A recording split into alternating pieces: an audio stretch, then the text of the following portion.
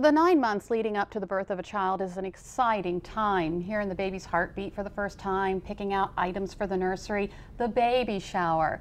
But sometimes, for no apparent reason, a mother goes into premature labor and the baby is born too soon. Fortunately, medical advancements have increased the survival rate for premature babies, but so much more needs to be done. That's where the March of Dimes comes in. Joining us today is Nicole Sharp with the March of Dimes and this year's ambassador family, James and Tara Bell, and their daughter, Riley. Hi, Riley. Thanks for joining us this afternoon. Our pleasure. Tara, let's start with you and James. Riley was premature. Tell us about her birth. She was. So I think like any couple, we were very excited to learn that we were pregnant, and then certainly felt really blessed to understand that we were having twins. It was early in the pregnancy that it was realized that my cervix was shortening too soon. So at week 17, I had a cervical cerclage placed, or stitch, in my cervix to keep it from opening. And it was at week 17 that I was placed on bed rest and was told that the next 7 weeks were critical to viability of their life, you know, being able to survive. And ironically, our oldest daughter was also pregnant at the time, also with twins. So on the day that she delivered, that evening, I started having significant pain. Went into the hospital. It was realized that not only were they at risk, but I also was at risk after it was realized that I was bleeding and had what was considered a placental abruption. Oh my. So through emergency cesarean section, both Riley and her twin brother, Trey, were delivered, whisked off to the NICU, and we only got to see them briefly.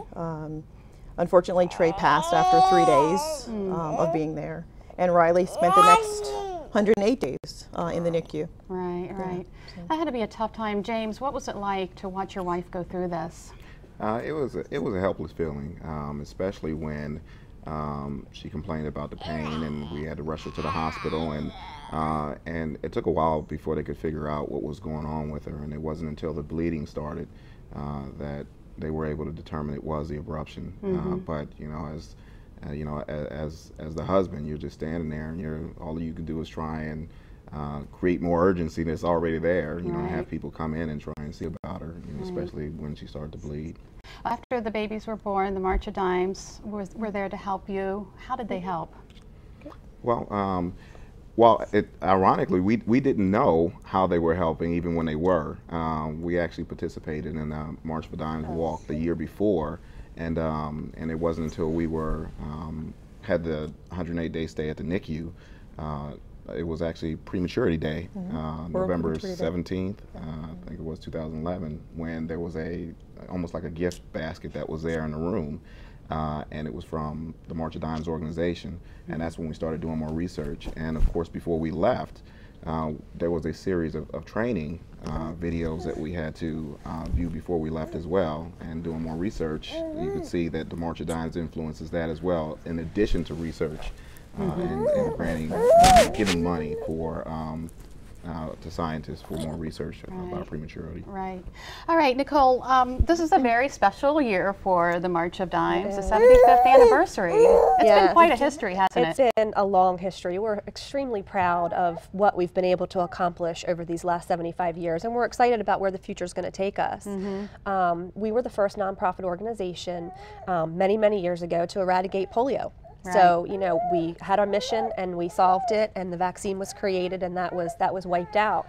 So now we've moved on to prematurity. Right, and that all started with President Franklin Roosevelt. It did, yes. Who did have polio. He started our organization 75 years ago, and at that time it was called the Organization for Infantile Paralysis.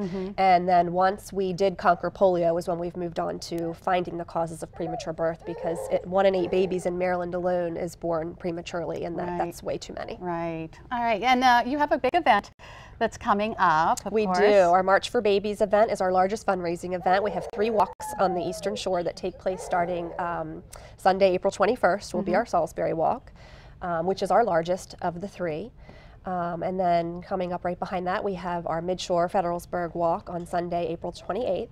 And then our last one is in Assateague, which is Saturday, May the 4th. Right, right. And you can sign up as a team. You can get a team together, right? Yep, you can sign up as a team, an individual, a sponsor. We'll take you any way we can get you. Okay, and of course, WBOC is a proud sponsor of the March for Babies, and we're going to have a team in the Salisbury Walk. Absolutely. All right, thank you so much. And if you would like more information about the March of Dimes Eastern Shore, including how you can start a team for March for Babies, go to our website, delmarvalife.com. Still ahead on Delmarva Life, we see canned food drives for our local food pantries, especially around Christmas time. But fresh fruits and veggies are needed too. A little goes a long way. How you can help several families right here on Delmarva just by planting an extra row or two in your garden. Delmarva Life, we'll be right back.